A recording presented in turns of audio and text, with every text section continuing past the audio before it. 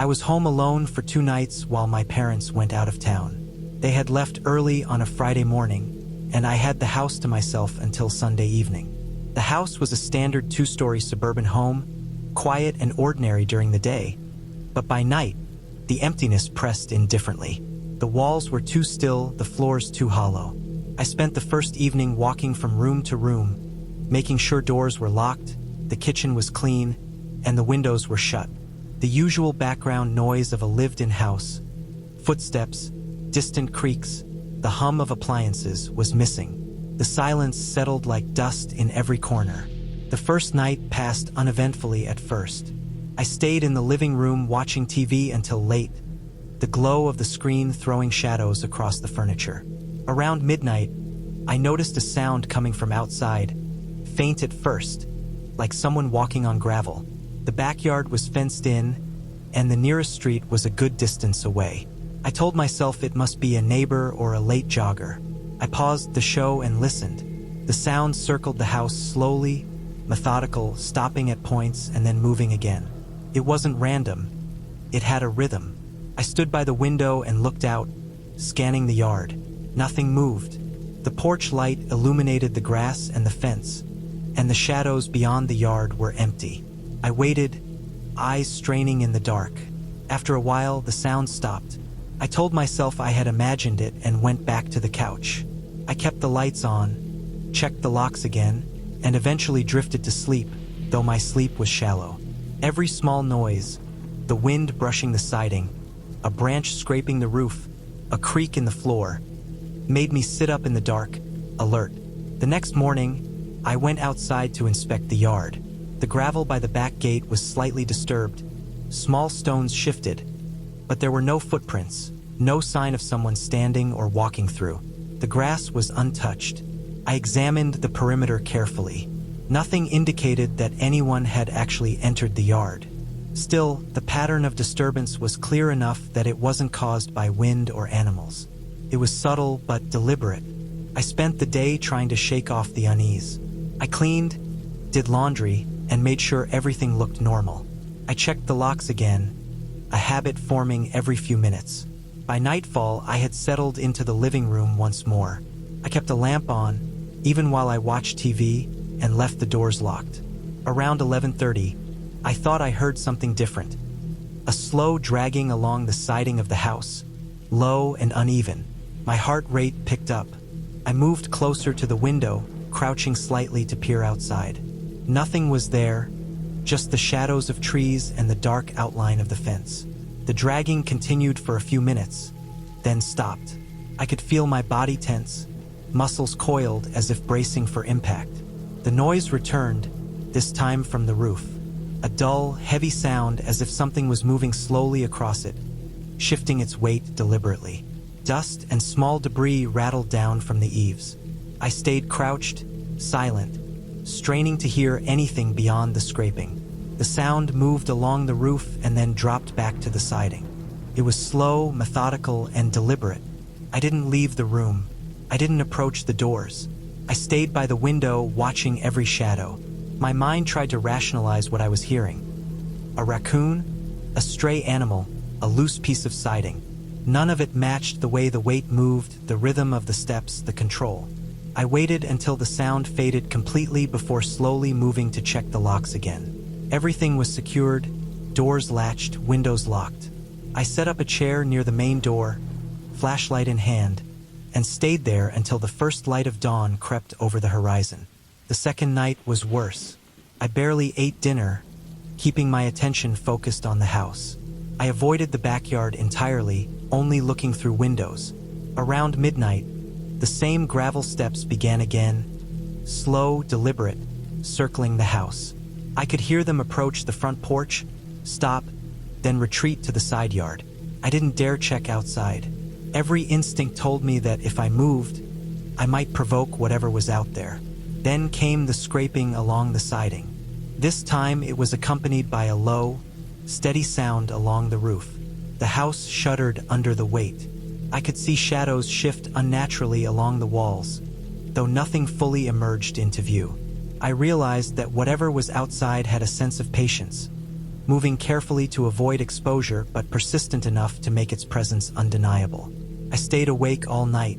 Every creak, every subtle movement in the house made my pulse spike.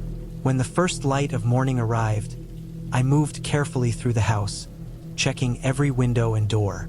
Nothing had been disturbed. The yard was clear except for subtle gravel shifts near the gate. No footprints, no broken locks, nothing that indicated anyone had entered the house. The stillness was oppressive, the quiet almost suffocating after the tension of the previous hours. By the time my parents returned, I was exhausted. I told myself I had overreacted, that the sounds had been animals, shadows, wind. Yet the memory of the careful, deliberate movement, the way the gravel shifted under some unseen weight, remained vivid. The house had remained intact, untouched, but the experience had changed the way I saw it. I avoided staying home alone again for years, never wanting to face the house in that same quiet, knowing the rhythm of movement that had gone unnoticed by anyone else. The house never seemed threatening during the day.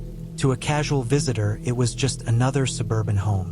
Yet those 2 nights left a lasting impression. The sensation of being watched, of controlled movement circling the property, and the certainty that someone or something had been there, just beyond my view, never fully left me. The quiet, the locks, the lights, the subtle evidence in the gravel, all combined to leave a memory that felt real, tangible, and grounded. I never stayed home alone for 2 nights after that, and the house, though empty, seemed to breathe differently, holding a presence that was careful, patient, and methodical, lingering long after the fear had passed. I stayed alone in the house because my family left for a wedding overseas and I could not take time off work. It was not supposed to feel strange. I had grown up there.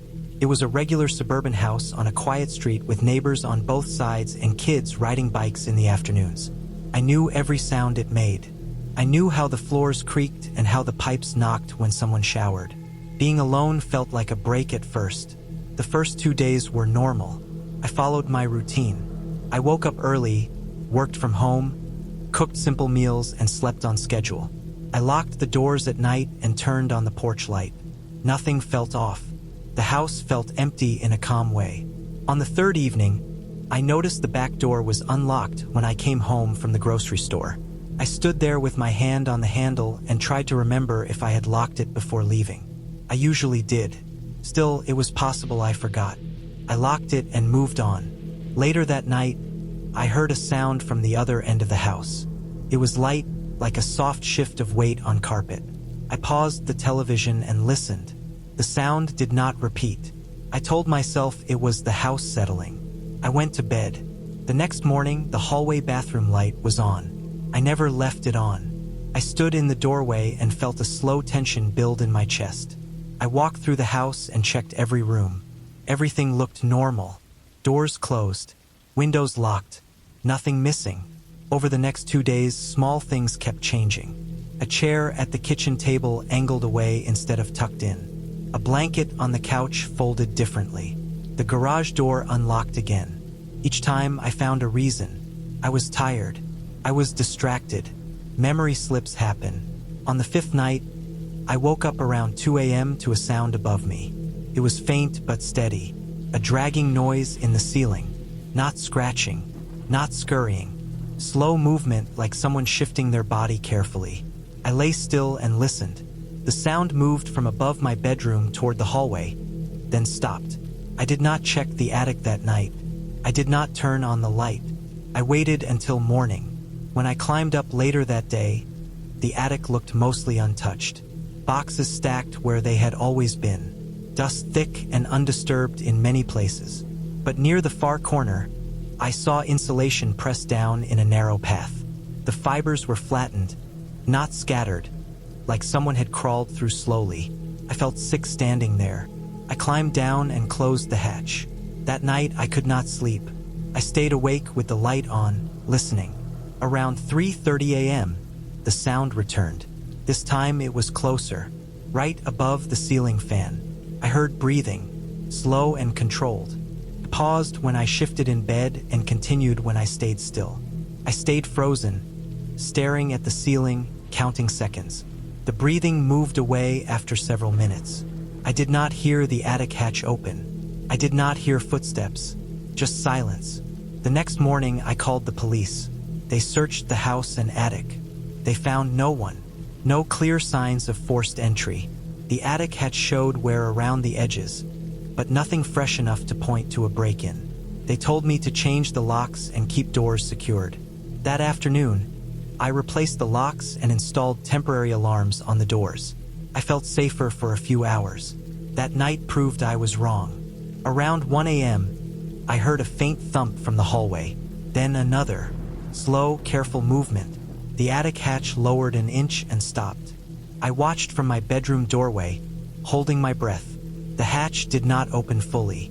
It stayed there, lowered just enough to show a dark line. Minutes passed. Then the hatch slowly lifted back into place. I slept in my car that night. Later, after staying with a friend, I learned what had been happening. A neighbor 2 houses down had been arrested for breaking into homes while people slept. He accessed attics through unlocked garages and shared roof spaces, moving between houses where construction allowed. He stayed hidden during the day and moved at night. He took nothing. He watched. He listened. The police confirmed he had been inside my attic during that week. The wear marks matched his movements. The breathing I heard was real. The changes in the house were not my imagination. I moved out soon after. The house still stands. Families live there now. I do not visit. I learned that being home alone does not always mean being alone, and that the smallest signs matter when someone is patient enough to hide above you and wait. I took the house because it was cheap and isolated. I was between jobs and needed quiet to finish a freelance contract that had a hard deadline and no flexibility. The listing said remote, which was true in a way that did not come through on the page. No neighbors, no cell service. One gravel road that broke off from a county highway and ran through thick woods before ending at the driveway. The photos showed a plain 2-story house with faded siding and a metal roof.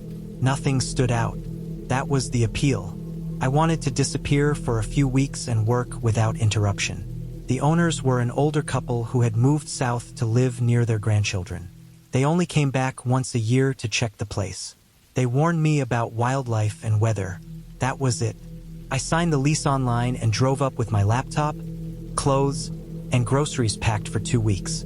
The drive took longer than expected. The road narrowed until it felt like I was driving through a tunnel of trees. When I lost signal, I did not think much of it. I was used to dead zones. The house sat in a small clearing. The yard was uneven and overgrown. The grass looked pressed down in wide paths that did not follow a mower line. I assumed deer. The front door stuck when I opened it. Inside, the air smelled stale and dry, like dust that had been sitting too long. The furniture stayed. Everything else was stripped. No decorations. No personal items. Felt paused. The first evening passed without incident. I unpacked, cooked, and worked until dark. The quiet settled fast after sunset. Not the kind with distant sounds, but the kind that presses inward. No insects. No wind in the trees. No far-off traffic. Felt sealed. I noticed it because I kept stopping my typing to listen, expecting something to fill the space. Nothing did. I went to bed around midnight. The house creaked as it cooled, which I expected. I slept lightly. At 2:10 a.m., I woke up to a sound that pulled me out of sleep in one motion. Something pressed against the siding near the kitchen. It was not a bump or a strike. It was slow, deliberate pressure, like weight leaning in to test the wall. The sound traveled through the studs. The wall flexed just enough to notice. I stayed still and listened. The pressure held for a few seconds, eased off, then shifted. It moved along the wall in short increments, stopping and starting. I did not hear footsteps. I did not hear breathing, only the house reacting to weight. I lay there and waited for it to move away. After a minute, it did. I did not check outside that night. I told myself it was an animal. The owners warned me. That was enough to let sleep come back in short pieces. In the morning, I walked the perimeter. I expected bear tracks or maybe a moose print. What I found made me pause. There were footprints near the kitchen wall. They were deep, which meant weight, but the shape was wrong. Too narrow at the heel. The toes pressed forward in a way that did not match any animal I knew. They went right up to the foundation, circled the house once, then stopped near the back corner. No trail leading away, just an end. I worked through the day with the windows open. The silence stayed. Around dusk, the woods felt closer. The light dropped fast. I closed the windows and locked the doors. I slept with a small flashlight on the nightstand. That night, it happened again. The same time, the same wall, pressure testing the siding. Then scraping under the window, slow and controlled, like fingernails dragged across wood but heavier. It stopped directly below where I was sleeping. I could tell because the sound lined up with the head of the bed. The floor vibrated faintly. I stayed still and counted my breaths. It did not escalate. Stayed, then moved away. The pattern repeated. Every night after that, the same sequence. Around 2:10 a.m., pressure on the walls. Scraping under the windows. Always ending below my bedroom. During the day, I found new marks. Shallow gouges in the siding. Dirt packed into the foundation vents. Footprints that appeared overnight and vanished by afternoon. Smeared by wind or something else moving through them. I stopped sleeping well. My work slowed. I kept the lights on at night. I placed furniture against the bedroom door even though nothing had tried to come inside. I checked the locks twice before bed. I kept telling myself it was an animal that learned the house held warmth. That explanation did not fit the timing or the way it moved. On the fourth morning, I followed the footprints farther out. They led toward the gravel road. I found places where the stones were pushed into the dirt, showing repeated pacing. Back and forth, not crossing, just moving along the same line. The prints overlapped, as if the path had been walked many times. I started to notice other details I had ignored. The grass paths in the yard matched the pacing pattern. The lower branches on trees near the house were stripped of bark at about chest height. The trash bin had been moved a few feet from where I left it. No signs of forced entry, no torn bags, just moved. I considered leaving then. I stayed because I had deadlines and pride. I told myself I was overreacting. I installed a motion light over the back door. I slept with the flashlight in my hand. The light never turned on. The sounds did not stop. On the sixth night, the pressure lasted longer. Pressed against the siding and did not move. The house creaked under the load. I could feel it through the mattress. The scraping under the window came later, slower, like something aligning itself. The sound climbed the wall an inch at a time, then stopped. I could not hear it leave. I did not sleep after that. When morning came, I found a handprint in dirt on the siding below my window. 5 marks. Deep. The spacing was wrong. Too long. The prints on the ground showed the same shape. They went to the road and back. I packed that day. I worked just enough to save my files. I did not clean. I loaded the car before dark. I waited until morning to leave, hoping daylight would make it easier. When I drove away, I checked the road in the mirror. Fresh footprints lined the gravel, pacing my tire tracks. They followed me to the end of the drive and stopped at the tree line. They did not cross onto the highway. Later, after I was home and rested, I looked into the area. The county had records. The house sat near old logging land that had been abandoned decades ago. There were reports of a transient man who lived in the woods years back, a former laborer who never left after the camps shut down. He avoided towns. He learned houses. He followed patterns. He was arrested once for breaking into an isolated property and sleeping under the floorboards. He disappeared after that. The owners never mentioned him. They warned me about wildlife. They did not lie. They just did not finish the thought. The ending made sense once I accepted it. Someone had been watching the house for a long time. Someone who moved at night, tested walls, traced routines, and stayed just outside the line that would force a response. Someone who learned where I slept and waited to see if I would leave. I did. That was enough for him. I never went back. I never finished that contract. I do not take remote listings anymore, no matter how quiet they promise to be. I'm Evan Carter, and I was paid to watch a summer house while the owners were overseas. It was supposed to be simple. Keep the place occupied, check for storm damage, make sure nothing broke or leaked. The pay was good for the time, and I needed it. I had done caretaker jobs before. This one sounded calm. The house sat on a bluff overlooking the ocean. From the back deck, the water looked endless, dark blue during the day and almost black at night. On three sides, thick forest pressed close. Pines and scrub grew right up to the edge of the yard. The only clear space was the front, where a narrow gravel drive curved up from the road and stopped short of the house. Beyond that, nothing but trees and the sound of waves far below. The owners were careful people. They left written instructions, labeled breakers, emergency numbers, and notes about the property. One note mentioned a walking trail behind the house. Locals used it, especially in summer. They said not to worry if I heard footsteps or voices during the day. The trail sat just inside the tree line. I didn't think much of it. The first day passed without trouble. I unpacked, checked the rooms, tested lights, and walked the yard. The place felt solid, clean. The air smelled like salt and pine. The wind carried the ocean up the bluff in long, steady breaths. That night, I slept well. The second night, I heard footsteps.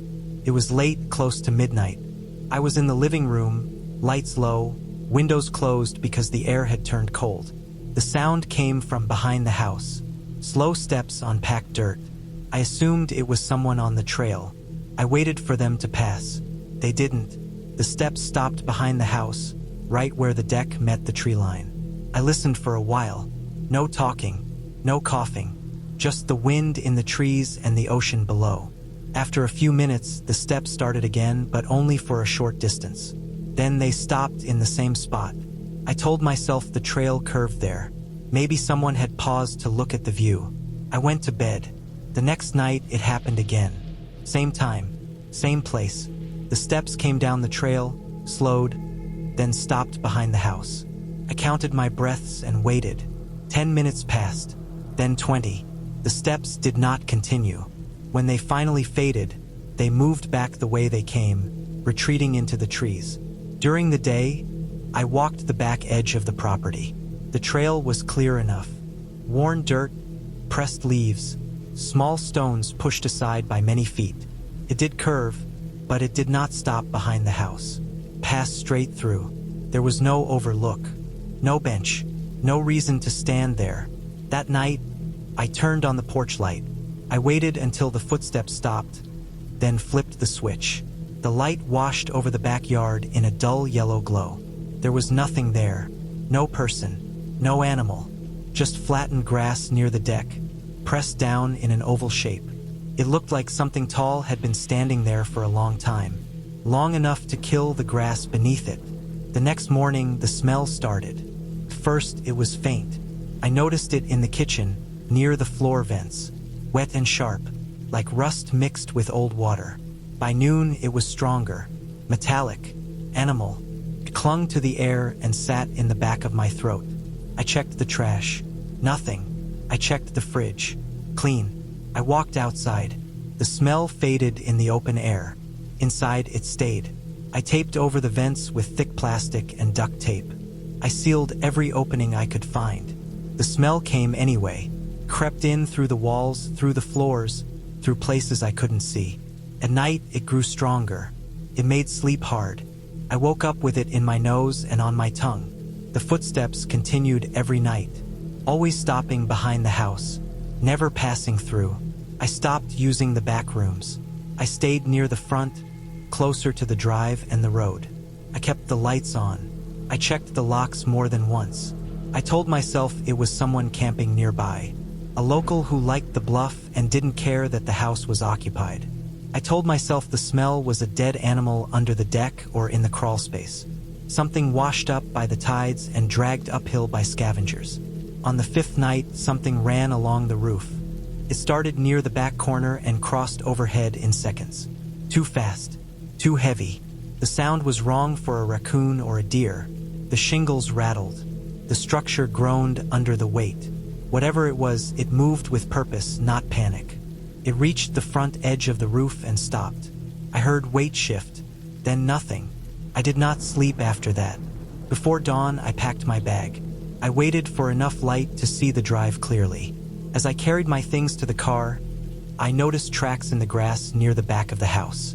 Bare footprints, large, the toes dug deep, the heels light, like someone who stayed on the balls of their feet. They circled the house once and stopped near the spot where the grass was flattened. Later, after I left and calmed down, I put the pieces together. The trail had been used as cover. Someone had been living in the forest, moving along paths that left little trace. The bluff provided shelter from wind and sightlines from the road. The house vents carried warmth and smell from inside, enough to attract animals. The metallic scent came from remains dragged close and hidden under the deck to keep scavengers away. The smell seeped in through the structure itself. The roof run made sense once I noticed how close the trees stood. A person could climb, cross branches, and drop onto the roof without touching the ground near the house. From there, they could listen, watch, learn routines. The flattened grass marked the spot where they stood night after night, close enough to smell the house, close enough to feel occupied space without being seen. I reported everything. The owners hired professionals to clear the area. They found makeshift shelters deeper in the woods. Old tarps, food cans, bones. No one was caught. Whoever it was moved on before sunrise, just like I did. I never took another caretaker job. I don't stay in isolated houses anymore. I learned that quiet places attract people who know how to stay hidden, and that being alone does not mean being unseen. My parents went on a cruise and left me alone for the week. It was not a big deal at first. I had stayed home alone before. The neighborhood was normal. Streetlights worked. Cars stayed parked in driveways. People walked dogs in the evenings. Nothing felt remote or unsafe. The house itself was a standard two-story place built in the late 90s, with vinyl siding, drywall walls, and an attic that ran over most of the second floor. The first 2 days passed without anything strange. I kept my routine simple. Work during the day, dinner at night, television on low until I went to bed. I locked the doors more out of habit than fear. I slept fine. On the third evening, I came home later than usual. It was dark outside, and the house looked the same as always from the street. Lights were off just like I left them. When I unlocked the door and stepped inside, the first thing I noticed was the attic ladder hanging down in the hallway. Stopped me in place. The ladder folded down from a square hatch in the ceiling, right between the bedrooms and the bathroom. It was fully extended, the bottom resting on the carpet. I stared at it for a few seconds, trying to remember the last time I used it. I had gone up there weeks earlier to grab a box of old cables, but I remembered folding the ladder back up. I remembered pushing it until the latch clicked. I stood there and told myself I forgot. That explanation felt thin, but it was easier than any other one. I folded the ladder back into the ceiling and pushed until it latched. As I turned toward my bedroom, I saw a thin line of insulation dust on the floor.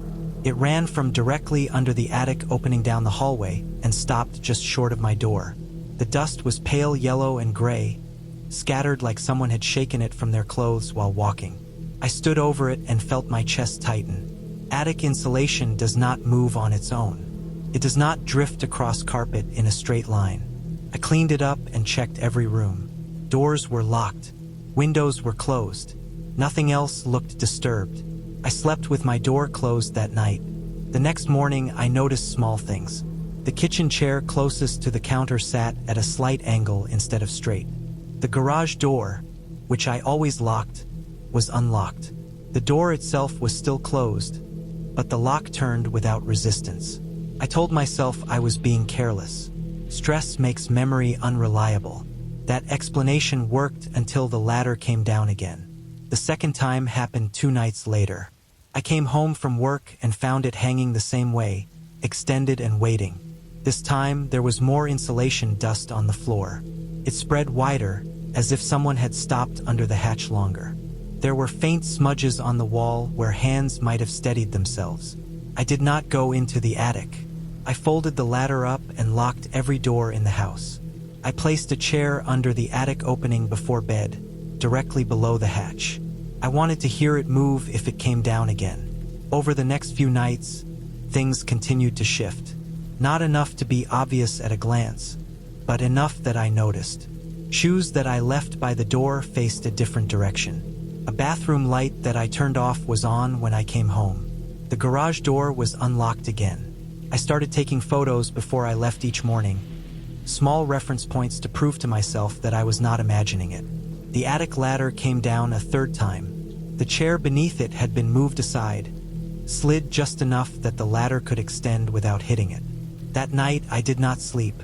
I stayed awake in my bed with the lights off, staring at the ceiling. The house made its normal sounds. Pipes cooled. Wood shifted. Outside, cars passed now and then. I checked the time often. Midnight passed. 1 o'clock came and went. At 3:12 a.m., I heard breathing above the ceiling. It was slow and steady, not labored, not rushed. The sound traveled across the ceiling, moving from the hallway toward my bedroom, paused directly over me. I could hear the subtle vibration of airflow through insulation. Each breath was controlled, deliberate, and close enough that I felt it more than heard it. I stayed still. I did not reach for my phone. I did not move the covers. The breathing continued, then shifted again, moving toward the bathroom. The sound faded, then returned, tracing a path across the house. It lasted several minutes. Then it stopped. When morning came, I did not feel relief.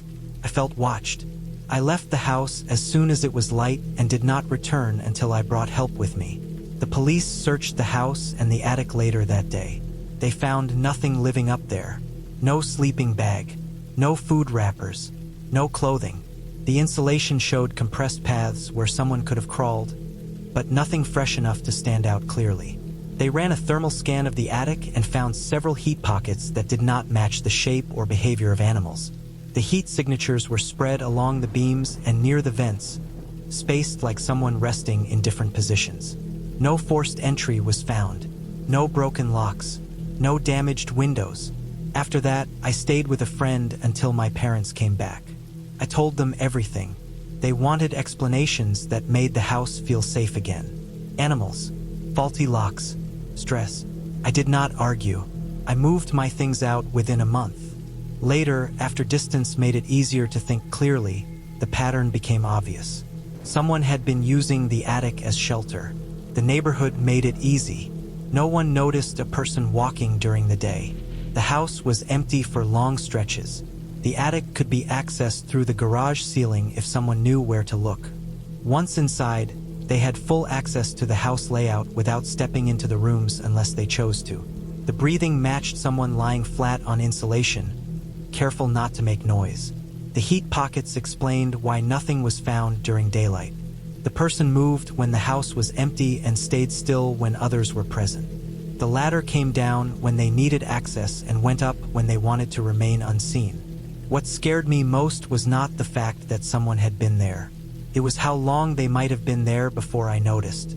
The house had not felt unsafe before that week. It had felt normal. That changed everything. I never stayed in that house alone again. Even now, I do not like rooms with ceiling hatches. I do not trust quiet houses, even in busy neighborhoods. Some places hide people too well, and sometimes the signs are small enough to ignore until they are standing directly above you, breathing through the ceiling, waiting for you to sleep.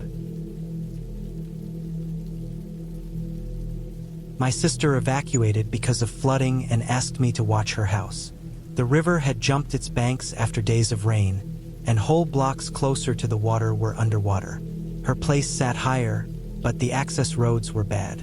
She planned to be gone 2 nights, maybe 3 if the water did not drop. I agreed because it sounded simple. Check the house, make sure nothing leaked, keep the lights on. I packed a small bag and drove over before dark. The neighborhood looked wrong the moment I turned in. Too empty. Cars were gone from driveways. Trash cans were tipped over from the water and wind. Mud streaked the pavement in wide fans where runoff had crossed the street. Power lines sagged low, and the streetlights flickered on and off. Some houses were dark. Some had lights on in a single room like people had left in a hurry. My sister's house sat near the end of the block. It was a one-story place with a low roof and an enclosed crawl space underneath. I had always hated that crawl space. Even when I was a kid, I did not like knowing there was a hollow space under the floor. The access door was outside, near the back, a metal panel set into concrete. She kept it locked. At least she said she did. Inside, the house smelled damp but clean. No standing water. The floors felt solid. I walked through each room, checked windows, checked doors, and made sure the sump pump light was on. The power flickered while I was in the hallway, just long enough to make the lights dim and come back. I set my bag down in the guest room and turned on a lamp in the living room. That first night, the rain came back after midnight. Not heavy, but steady. I lay on the couch and listened to it hit the roof. Around 1 in the morning, I noticed another sound under the rain. Water moving under the floor. A low, sliding noise, like something being pushed slowly through a narrow space. I told myself it was runoff filling the crawlspace channels. The ground was saturated. It made sense. The sound continued on and off through the night. It moved from one side of the house to the other. It never stopped long enough to make me worry, but it never settled either. I slept in pieces, waking every time the power flickered or the floor creaked. In the morning, I walked outside to check the crawlspace door. The yard was soft, my shoes sinking into the mud. The metal panel was still in place. The lock looked fine from a distance. I did not get down on my knees to check it closely. I should have. I went back inside, made coffee, and texted my sister that everything looked okay. The day passed slow. The rain eased, then came back in short bursts. The neighborhood stayed quiet. No cars, no people. The power cut out twice and came back within minutes. I kept the lights on anyway. As evening came, the air felt heavier inside the house. The smell of damp earth crept up through the vents. That night, the sound under the floor changed. I noticed it right away. It was not sliding water anymore. It had rhythm. A shift, then a pause, then another shift. Like weight being moved carefully. It traveled slower than the night before. It stayed closer to the center of the house. I sat on the couch and listened, my feet flat on the floor. I could feel faint vibrations through the wood. The sound stopped when I stood up and started again when I sat back down. That made my chest tighten. Water does not do that. I grabbed a flashlight and went outside through the back door. The rain had stopped, but the ground was still slick. I walked to the crawlspace door and knelt down. Up close, I saw the problem. The lock was bent outward. The metal around the latch was warped, as if something had pushed from the inside. The door itself sat crooked in its frame. I did not open it. I stood up and backed away, keeping the light on the door. Nothing moved. No sound came from inside the crawlspace. The yard was empty. I went back inside and locked the door behind me. I did not sleep in the guest room after that. I stayed in the living room with the lights on. The sound under the floor continued, slow and deliberate, moving a few feet at a time. It never rushed. It never scraped. It felt controlled. At 3:40 a.m., it stopped. The silence was sudden and sharp. I sat still, waiting for it to start again. Instead, something banged once, hard, directly under the living room. The floor jumped under my feet. It sounded like a fist or a shoulder hitting the underside of the house. One impact, then nothing. I did not move for a long time. The power flickered again, and the lights held. No other sound came from the crawlspace. No footsteps outside. No movement inside. The rest of the night passed without anything else happening. When morning came, I went outside as soon as it was light enough to see. The crawlspace door was fully open. The lock hung loose, twisted and useless. The mud underneath told the rest of the story.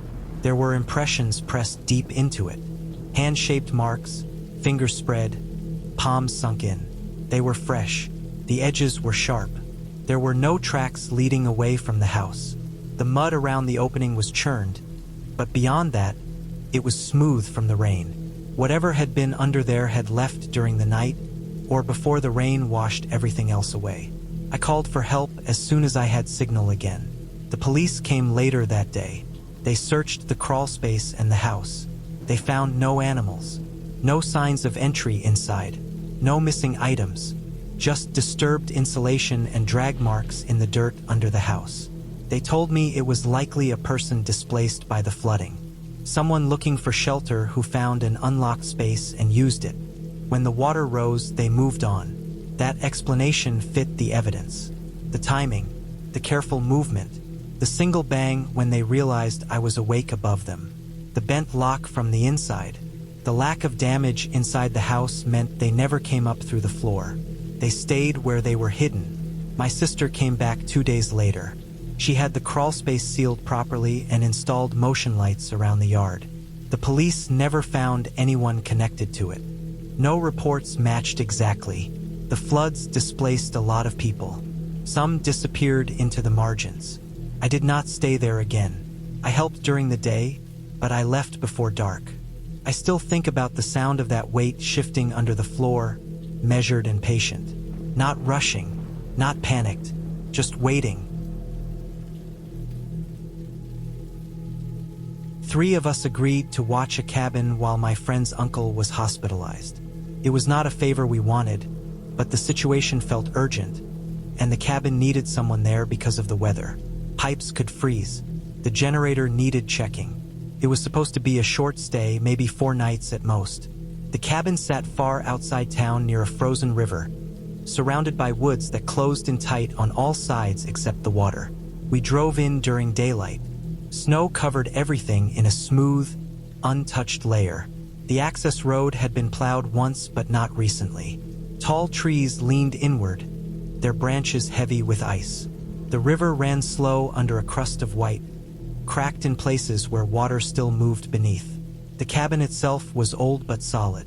Thick logs, small windows, a metal roof dulled by years of snow and wind. The first night passed quietly, but not comfortably.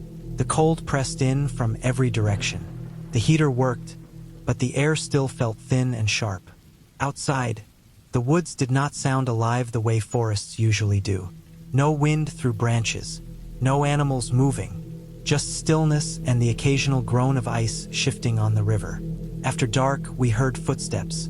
They came from the trees, slow and steady, crunching snow with clear weight behind them. The sound circled the cabin once, not rushing, not dragging, just walking. We stood near the window and watched the yard, expecting to see a shape or a shadow. Nothing appeared. The sound faded back into the woods. In the morning, the snow around the cabin was untouched. No tracks, no broken crust. The surface looked the same as it had when we arrived. That bothered all of us more than the noise itself. The second night felt heavier.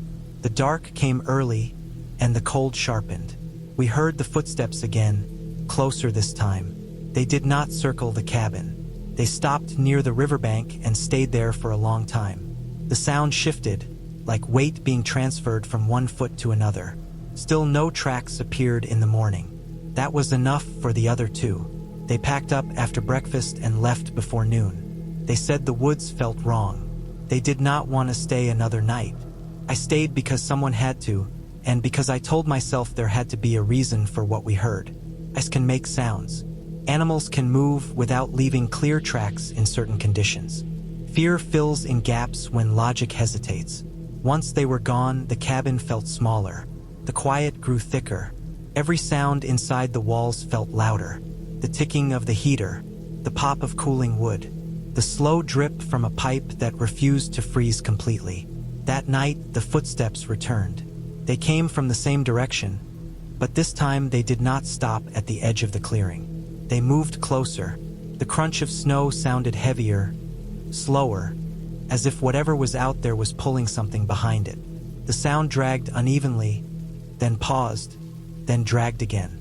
I did not look out the windows. I stayed seated near the center of the cabin, listening. The footsteps stopped just beyond the wall. I could sense the presence there, close enough that the sound no longer traveled through air but through the structure itself. The cabin felt aware of it. The knock came once. It struck the wall high up, near the roofline. One solid impact, not a scrape, not a series, just one controlled hit, placed with intention. The sound echoed through the logs and settled into the floor beneath my feet. Nothing followed. No footsteps retreating. No second knock. The silence afterward was worse than the noise. I stayed awake until morning. When daylight finally pushed through the trees, I went outside with care, scanning the yard before stepping into the snow. The surface near the cabin was disturbed now. Long drag marks cut through the snow from the tree line straight to the wall where I heard the knock. The marks were deep and uneven, as if something heavy had been pulled across the ground. They stopped at the base of the wall and did not continue around the cabin. There were no footprints alongside the drag marks. Whatever created them had moved in a way that did not leave clear steps, or the steps had been erased by shifting snow and ice. I followed the marks back toward the trees. They faded near the riverbank, where the ice had cracked and refrozen in layers. The river explained part of it. Ice shifts can pull debris. Logs trapped under frozen sheets can move with pressure changes. But the direction bothered me. The drag marks led from the woods to the cabin, not from the river outward. The height of the knock bothered me more. It lined up with the edge of the roof, far above where a person standing on the ground could reach. But snowbanks had built up against the side of the cabin. With effort, someone could climb them, stand elevated, and strike the wall higher than expected. That explanation fit better when I noticed broken branches near the tree line. Fresh breaks, wood exposed and pale against the darker bark. Something had been cut or snapped recently, likely used as a lever or drag handle. The long marks in the snow matched the width of a heavy log. The picture formed slowly. Someone had been using the woods near the river as shelter. The frozen water masked sound. The snow erased tracks under the right conditions. The cabin represented warmth, supplies, and attention. The knock was not random. It was testing, measuring response, seeing if anyone was inside. My friends leaving made it easier for whoever was out there. Fewer people meant less risk. The closer sounds reflected that change. I packed my things before noon and left that afternoon. I did not stay to see if the sounds returned. I reported everything once I reached town. Later, I learned that other cabins along the river had been disturbed that winter. Firewood gone, doors tested, drag marks near walls. No one was caught. The woods were too large, and the conditions erased evidence quickly. I do not go back to frozen rivers anymore.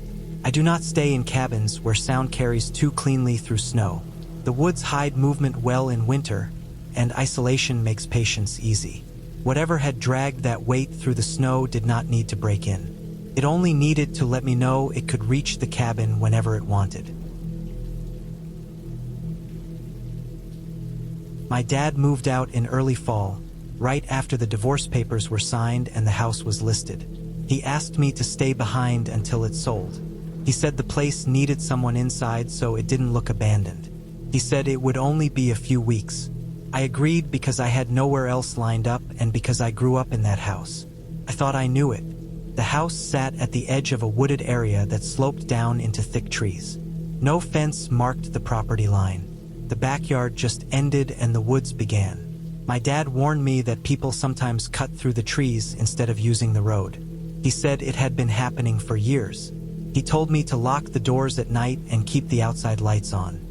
He said not to worry too much. He made it sound routine. During the day, the place felt normal. Empty but not wrong. Most of the furniture was gone. The rooms echoed. Dust settled faster than I remembered. The air smelled like old wood and cardboard.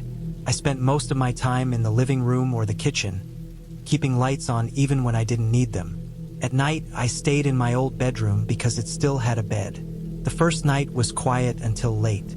Around midnight, I heard something brushing against the side of the house. It came from the wall near the back porch. It sounded like branches scraping the siding. Slow, uneven strokes. I assumed it was wind. The weather report had mentioned gusts. I stayed in bed and waited for it to stop. It didn't. The sound moved along the wall, steady and deliberate, like something was dragging a limb by hand. I told myself it was kids messing around. Teenagers from the nearby road sometimes wandered into the woods. I had done the same when I was younger. I tried to ignore it, Eventually the noise faded, and I slept. The next morning I checked the yard. I expected broken branches or flattened grass. I didn't see much. The leaves were scattered the same way they always were. The ground was dry and hard.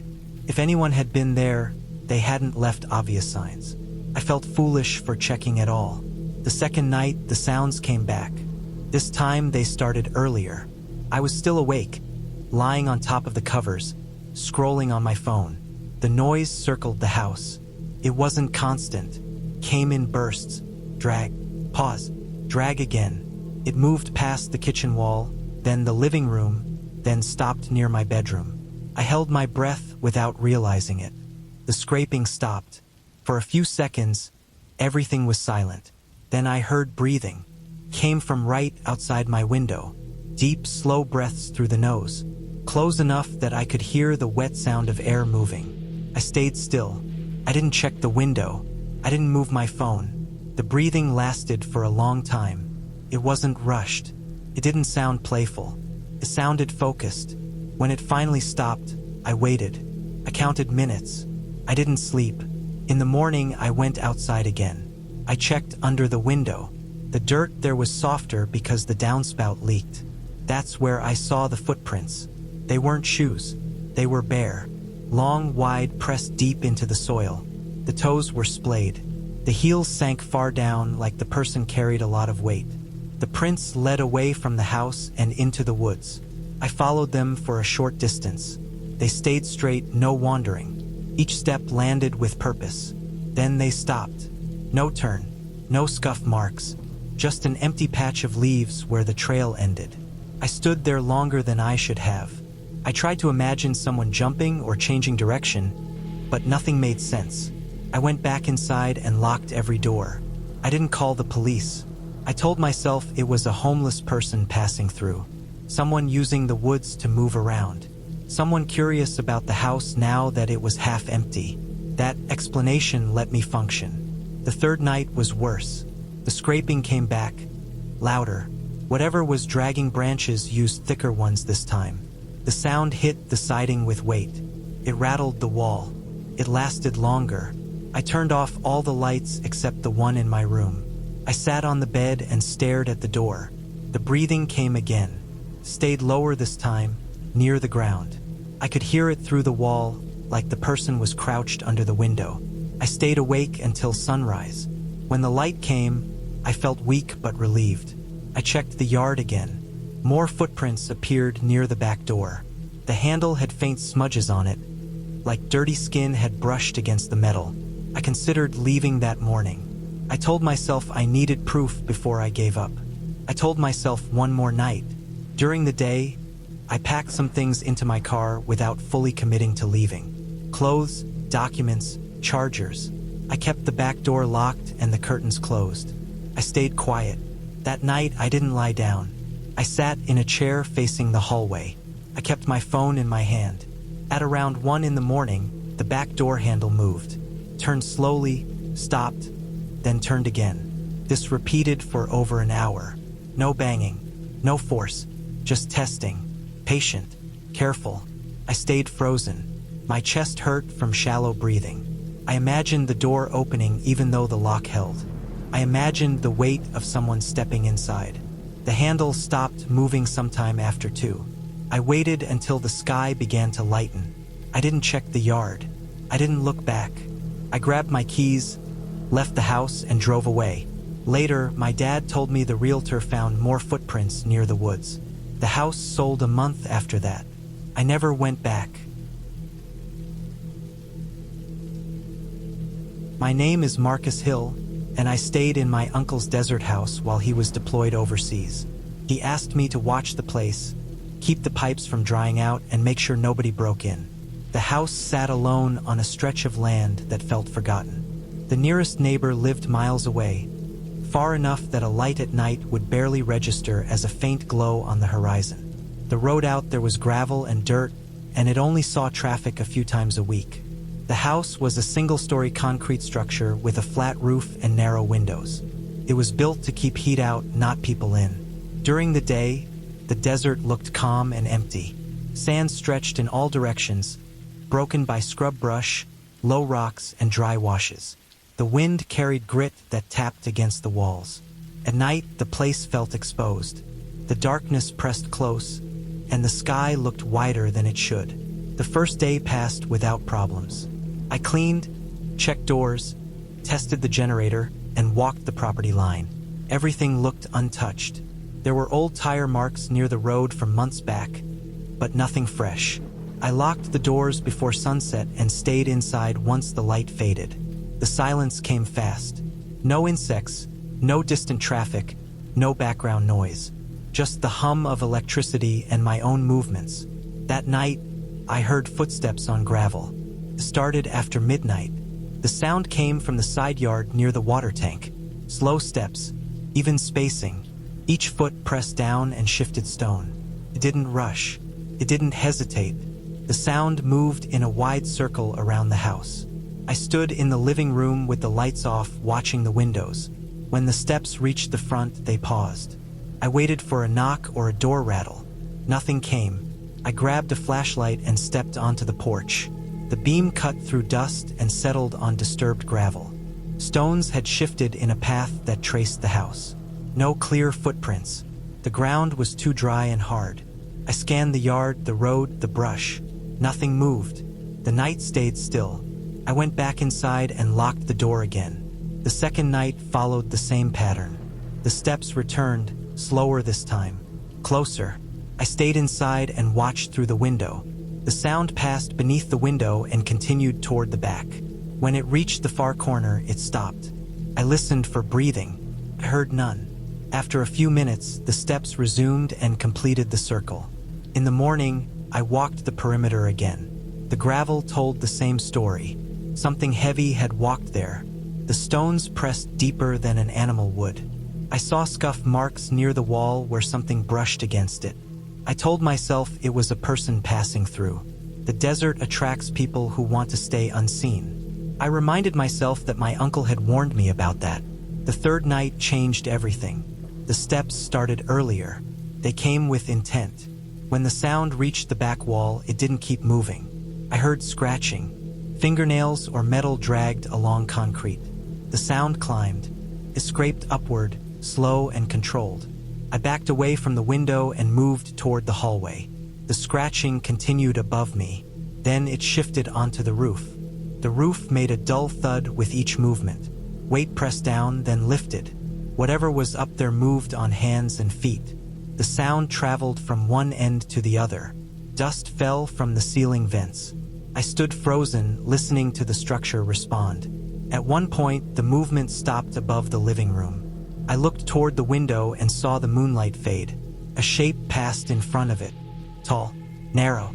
It blocked the light completely for a second before moving on. Couldn't make out details. Just the outline of a person standing high enough to cover the window frame. No animal in that area could do that. Nothing native to that desert walked upright with that height and control. I stayed awake until sunrise. When daylight came, I climbed onto the roof using the exterior ladder. I found scuffed dust and shallow impressions where weight had shifted. Near the edge, I saw scrape marks where something had pulled itself up. The ladder itself had been moved. It rested against the wall at a new angle. I hadn't touched it. That day, I considered leaving. I stayed because I needed answers. I stayed because the house was still intact. No broken locks. No missing items. I stayed because the desert has a way of making fear feel larger than it should. The fourth night was quiet at first. I sat in the kitchen with a light on. Around 1 in the morning, the gravel shifted again. The steps returned. They circled once, then stopped near the back door. I heard breathing this time, controlled, slow. The handle didn't move. The steps backed away. I listened as they reached the ladder. I heard metal shift, then the roof again. I didn't look at the window that time. I sat against the wall and waited for the sounds to end. When morning came, the ladder leaned against the house again. The gravel showed the same path. Nothing else was disturbed. I left that morning. Later, after I was safe, I called my uncle's property manager and explained what happened. He sent someone out. They found nothing damaged. No signs of forced entry. No missing equipment. The house looked untouched. A week later, a local sheriff followed up. He said people sometimes used stilts or carried ladders to access rooftops and scout properties in remote areas. They looked for unattended homes. They moved at night. They avoided leaving clear tracks. The explanation fit everything I saw. A tall person on the roof. Controlled movement. Patience. No break-in. Just assessment. The house went quiet again after I left. No more sounds. No reports. Whoever it was moved on once they realized the place wasn't empty. The desert swallowed the signs fast. Wind erased paths. Stones settled back into place. I never stayed there again. The house remained untouched because the person never wanted to enter. They wanted to know if someone was inside. Once they knew, they left. We were house-sitting a small property perched near an abandoned quarry. The place had been left empty for months, and the owner wanted someone to keep an eye on it while they were away. The house itself was old but solid, a two-story structure with wood siding and a sloping roof. The lower floor had a living area and kitchen, and upstairs were 2 bedrooms. I ended up staying awake on the couch watching TV while my friend went to sleep downstairs. The room smelled faintly of old wood and dust, and the wind from outside pressed against the walls, rattling the windows just enough to make the silence heavier. The quarry was visible from the backyard through a break in the trees. Its steep, jagged walls were lit dimly by moonlight, casting sharp shadows over loose rock and scrub. Even in daylight, the place felt dangerous, like it had been abandoned in a hurry. I had spent time near quarries before, but there was something different about this one. The silence around it was thick, almost suffocating, and the jagged walls swallowed sound. Around midnight, I heard it for the first time. First, I thought it was the wind, a faint rustling that seemed distant, almost imperceptible. Then I heard rocks tumbling down the steep quarry face. Small stones at first, then larger ones, clattering as they bounced down the slope.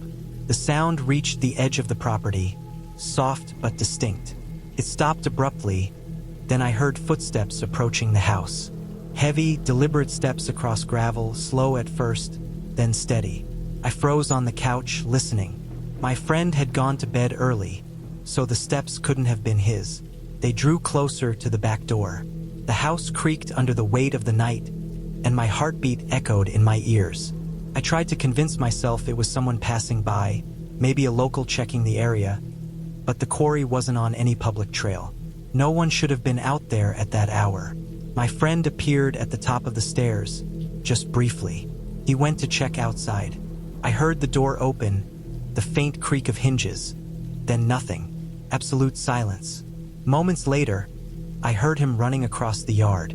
The sound of his bare feet on gravel, uneven but urgent, carried through the night. Then it stopped. No more movement, no voice. Just the wind and the occasional drip of condensation from the roof. I stayed on the couch, frozen. Every sense was alert. The quiet became unbearable, like a weight pressing down. I peeked through the curtains, scanning the yard and the edge of the quarry, but all I could see was the black silhouette of rock and trees. The moonlight cast sharp angles, but nothing moved. No animals, no figures, just shadows and the faint shimmer of stones that had rolled earlier. Hours passed slowly. I didn't leave the couch. I didn't check the windows again. Every time I heard the slightest sound, I flinched. Footsteps from inside the house, or a branch scraping the siding, set my heart racing. I tried to follow the logic in my head. Maybe my friend had gone further into the yard. Maybe a raccoon had wandered close to the house. Maybe the rocks had triggered a landslide that echoed oddly. None of it felt sufficient. The footsteps had been too controlled, too purposeful. By dawn, the sky was starting to lighten, a pale gray spilling across the horizon. My friend returned, pale and shaking. His clothes were dusted with fine dirt. His hair stuck to his forehead from sweat. He moved slowly, avoiding the yard, coming straight to the house. He looked exhausted, as if he had run for miles and carried every ounce of tension with him. He said nothing at first, just sat on the couch and drew his knees close, staring at the floor. Eventually, he described what had happened. He said something followed him from the quarry. It stayed just out of sight, keeping distance but keeping pace. It walked upright, moving with him, silent, deliberate. He hadn't seen details, but he knew it was there. The shadows shifted around it, or maybe he saw only movement in his peripheral vision. He didn't hear it make a sound besides the occasional scrape of rock. The effect had been suffocating. He felt hunted, exposed, and unsure how long he had run before reaching the house. I didn't question him. The fear was in his posture, in the tight set of his shoulders, in the way he kept his gaze fixed on the floor. Neither of us needed confirmation. The quarry had remained untouched, just as it had before, and yet something had been there, following, patient, waiting for a chance. The way he described it, it wasn't wild or chaotic, like an animal might be. It was controlled, purposeful, and observant. It stayed in the darkness, moving only when he moved, always staying just beyond reach. We packed our things immediately. There was no discussion about what happened. We left as soon as the sun broke over the horizon. The house shrinking behind us, the quarry fading into distance. The road out of the area was still quiet, still isolated. The sun illuminated the landscape in pale yellow, and the desert looked calm and normal again. But the feeling of being watched lingered, like an imprint left in the gravel and the shadows. Neither of us ever returned to that property. We never spoke of it again. There were no signs of entry, no tracks besides those my friend had left in his frantic dash, nothing broken or disturbed. The house had remained untouched. The quarry had remained silent. And yet, for those 4 nights, something had been there, patient and deliberate, moving in a way that no animal could, tracking and observing without exposing itself. The memory stayed with us because it was concrete, tied to motion and sound and the impossibility of what we had experienced. We left, and the house returned to silence, but the presence of that night, careful, controlled, unrelenting, never left us.